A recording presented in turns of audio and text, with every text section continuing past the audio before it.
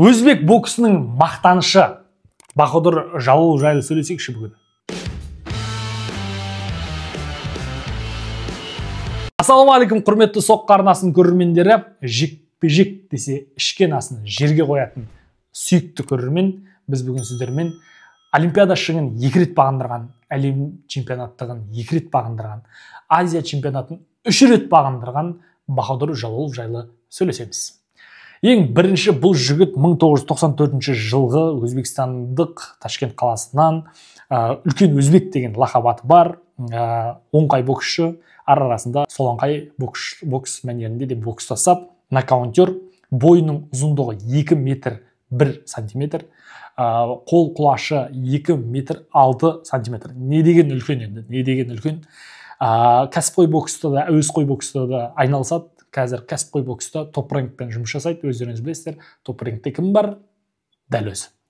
WBC бойынша 6-шы орында тұр, WBO бойынша 15-ші орында тұр, және бокс-рек сайты бойынша жалпы ауыр салмақтағы кәсіпқой боксшылар арасында 27-ші орында.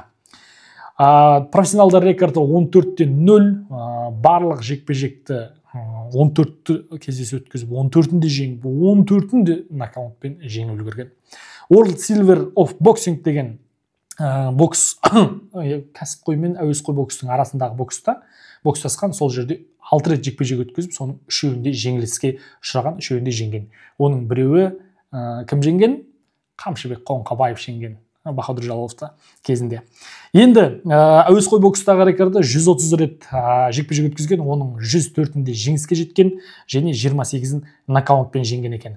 Қоңқабаевпен тарихына кішігірім тоқталайық. 8 рет жекпе-жек өткізген біздің Қамшыбек Қоңқабаевпен, және оның 5-еуінде дәл осы Жалолов жеңген, және соңғы жекпе-жектерді, әсіресе соңғы жекпе-жектерді Жалолов жеңген. Әуесқой бокстағы рекордына тоқталайық. Ең алғаш 2013 жылы әуесқой бокстағы мансабы басталған 19 жасында. 2013, 2014, 2015 жылдары Өзбекстан чемпионатын жеңген. 2015 жылы алғаш рет Азия чемпионатына қатысқан, және ол жерде 1-4 ойындарында Иван Дучкоға жол берген екен. Иван Дучко ол Азия чемпионатын жеңіп алады, яғни чемпион атанады. Ал 2015 жылы әлем чемпионаты өтеді, және ол жерде 1-2 ойындарында Бахадыр Жалолов Иван Дучкоға қайтадан жол береді. Және ол жерде Иван Дучко 2-ші орынды алады. Ал Бахадыр Жалолов қола медальді алады. Яғни үлкен чемпионаттардағы алғашқы жүлдесі осы жүлде. 2016 жылы Олимпиадаға қатысады, енді ол жерде 1-4 ойындарында жеңіліске ұшырайды. Одан кейін 2017 жылы 1-4 ойындарында Қамшыбекке ұтылады.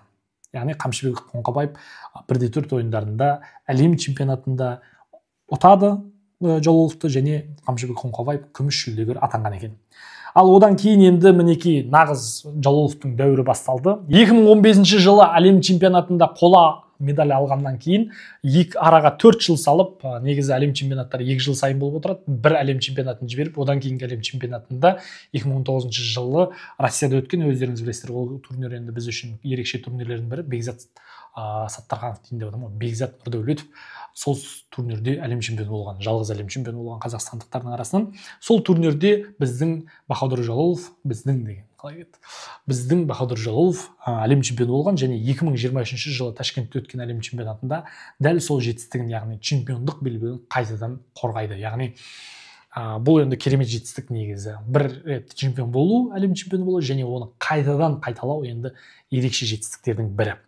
2020 жылы Токио олимпиадасы болады. Енді бұл олимпиада қазақ үшін де, өзбек үшін де өте сәтсіз олимпиадалардың бірі. Себебі 2016 жылы біз алтын алған болсақ, өзбек ұлты 3 алтын алып сенсация жасаған болатын. Енді дәл сондай жеңісті Токио олимпиадасынан күтіп отырған едік, қазақтар да, өзбектер де. Бірақ ИБА турнирді өткізуден бас тартқызып, World Boxing дәл сол, яғни халықаралық олимпиада бокс комитеті сол турнирді өзі өткізген болатын. Сондықтан да олар өзбектерге де, қазақстан жалпы азиялықтарға дұрыс көзқарас танытқан жоқ. Сондықтан да кейбір боксшыларымыз енді сәл басымдықпен жеңіп тұрса да, жақсы жеңістерді жұлып ала алған жоқ. Мысалы, оның бірі Сәкен Бибосынов жартылай финалда жеңген болатын, өздеріңізге мәлім. Сондай бір әділетсіздіктерге ұшырап жатқан кезде барлық өзбек боксшылары қиналып, барлығы жеңіліп, медаль аймағына ешқайсысы іліге алмады. Тек Бахадыр Жалолов қана барлығын мықты екендігін көрсетіп, барлық жаңа жекпе-жектердің барлығын жеңіп алып, алтыннан алқа тақты. Токио олимпиадасында жалғыз бокстан алтын алған өзбекстандық. Содан ары қарай 2024 жылы Париж олимпиадасы енді өздеріңізге мәлім, кеше ғана өтті. Ол жерде де Бахадур Жалолов барлығын жеңіп олимпиада чемпионы болды. Кәсіпқой боксына кішігірім тоқталайық. 2018 жылы бастады. Қазір енді Top Rank-пен бірге жұмыс жасайды. 14 жеңіс, 14-тің барлығы да нокаут. Енді керемет жетістік. 27-ші орында тұр. Алдағы уақытта чемпиондармен мықты жекпе-жектер өткізу ықтималдылығы бар жалпы. Себебі мықты конференциялар, халықаралық деңгейдегі кештерге жалпы Бахадур Жалоловты да чемпион ретінде шақырып жүр. Бұның өзі Бахадурға олимпиаданың 2 дүркін чемпионы деген атақ енді оңай емес. Сол атақпен енді Бахадур алдағы уақытта кәсіпқой мансабын да жақсы жүргізеді деген сеніміміз бол. Енді өздеріңіз білесіздер, бұндай спортшылар тарихта өте аз. Оның бірі біз танитын Василий Ломаченко. 2 дүркін олимпиада чемпионы, енді кәсіпқой бокста да әлем чемпионы болып үлгерген. Сол секілді біз Бахадур Жалоловтың кәсіпқой бокста да әлем чемпионы болғандығын тілейміз. Өзбек бауырлар, сіздерге үлкен сәттілік. Келесі бір жаңалықтардың бірі, бұл Мырзағали ағаймен жүрген мына бір видеосын қарасаңыздар болады. Жалпы бұдан біз нені көреміз? Бұл Бахадур Жалолов жалпы басқа да спортшылармен, бапкерлермен байланысы жақсы, яғни қарым-қатынасы жақсы, мінезі жақсы деген сөз. Жалпы бұл чемпионға қажет керек дүниелердің бірі, яғни мінездің жақсы болуы. Дәл осы мінезінің жақсылығының арқасында енді тәртіпке бағынып, Толқын Қылышевпен бірге керемет жұмыстарды атқарып жатыр. Соның арқасында темірдей тәртіптің және де жақсы қарым-қатынаспен мінездің арқасында осындай бір үлкен жетістіктерге жетті деп өз басым есептеймін. Жалпы білесіздер, енді тәртіпке бас иген құл болмас дейді. Мына бір видеода да өздеріңіз көріп отырсыздар. 2020 жылы олимпиада чемпионы болғаннан кейін Толқын Қылышев құрамаға келген кезде кішкене Бахадур Жалолов кешігіп қалған екен. Сол жерде де бұл жігітті анжиманияға жатқызып шыбығымен сабап жатыр. Осы бір тәртіпке байланысты қызық жағдай орын алған екен. 2023 жылы Бахадур Жалолов үйленген. Енді Толқын Қылышевке барып айтып жатыр дейді Бахадур Жалолов.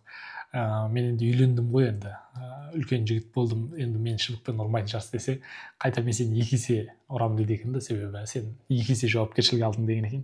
Сондықтан енді бұл жерден бұл бір кішігірім диалогтан көретініміз, байқайтынымыз тәртіптің үнемі жүріп отыру керек екендігі және үнемі жүріп отыра беретіндігін түсініп отырмыз. Және бапкерге деген құрметті де байқаймыз. Жалолов дәл қазір умра жасауда, ниеті қабыл болсын. Енді мұсылман бауырымыз алдағы мансабына үлкен жеңістерді, тәтті сәттерді спортшы ретінде, халыққа қызмет етуші ретінде біз оған үлкен алдағы уақытта шығармашылық табыстар тілейміз. Әлем чемпионы болсын, кәсіпқой бокста абсолютті әлем чемпионы болсын. Жалпы өзбек халқы қатты мақтанатын, мақтан тұтарлық ең мықты спортшылардың бірі. Енді бұл спортшыны түсірудегі біздің мақсатымыз қазақ спортшылары да дәл осылай бір чемпионаттарды жеңгеннен кейін сол чемпионатта қайталап жеңсе екен деген тәтті тілегіміз ғой. Азия чемпионатын бір рет жеңдік па, екінші рет Азия чемпионы ретінде ол жігіттерді көре алмай қалып жатамыз. Бізге де сондай бір жетістікті қайталаған, яғни 2 рет, 2 дүркін, 3 дүркін әлем чемпионы, 2 дүркін олимпиада чемпионы, 5 дүркін Азия чемпионы деген сынды үлкен атақтарды біз де ала берейік. Біздің спортшыларға да бұл жұғысты бола берсін. Қазақ өзбек спортшыларының соққылары әлемді бағындыра берсін.